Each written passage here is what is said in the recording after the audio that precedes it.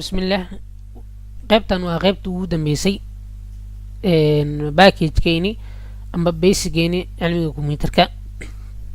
qaybtan maxay tahay iyadana Microsoft PowerPoint maxaan dhahnaa waa presentation program. presentationka marka waxa waaye tusaale markaan ka bixinay waxaan ku tilmaamnay in uu yahay jaamacadaha isticmaalaan oo casharada lagu soo jeediyo, seminariska markii workshopyada markii la qabahayo, projectiga screenka dhalada inta nila shido oo markino xogta meeshas nila tusiyo casharada kan lagu qoro oo lagu diyaariyo waxaa la dhahaa PowerPoint. marka wuxuu iskugu jiraa lagu dhahay data information marka taasoo lagu soo jeediyo.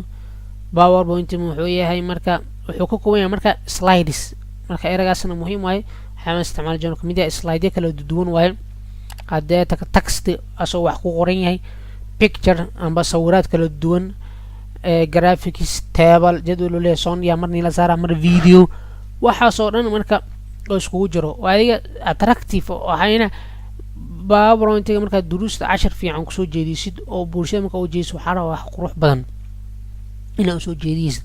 marka waxaan oo dhan collection kan oo isku dardartay marka video hadaa awoodid waa ka, sound hadaa u sameysid, picture hadaa u sameysid, text iyo picture labadan mar kasta waaba muhiim waaye. marka PowerPoint waa kaas asagana muxuu ka kooban yahay marka contentskiisa asal aragna asagana waa ka contentska marka PowerPoint uu ka kooban yahay waa kana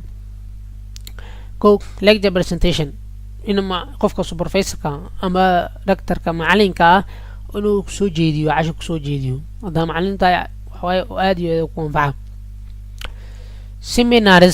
seminariska markii la qabayo waa compulsory waa la isticmaala workshopyada lamid ah isku mid waa how to make animation.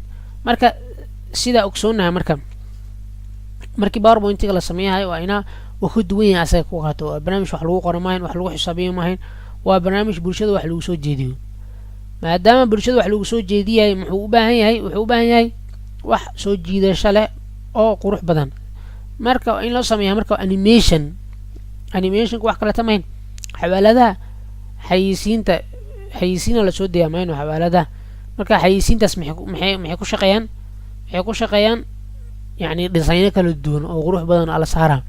marka designka sida hadartan aniga marka isticmaalahay site kale markuu u gudbayo tusaale kan hadda waa kan animation allaha waa kana tusaale noo fulan cashar kale tina gudub marka raw design kala duwan oo leeyahay asagna. marka waxaan baraatikooda waa arki doonaa one by one bit by one aan arki doonaa.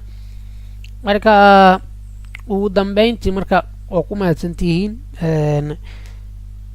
ilaa iyo qaybihii la soo dhaafay iyo qaybtan ugu dameyso daawashadeeda. waxaan ugu talagalnay ma yihiin casharadii saxdeed ma yihiin casharadii hadda wixii ka dambeeyo ayaan soo dayi doonaa ayagana tartiib kan waxaan ugu talagalnay marka inaa concept ka qaadato horta waxa aad barihaysid. tusaale macaawista ayaan soo qaadanay waxaana suuq markaa rabtid inaa wax ka doonatid waxaa suuqa ka doonaysid waa in horta waxay ku tarayaan faa'iidadooda ogtaan.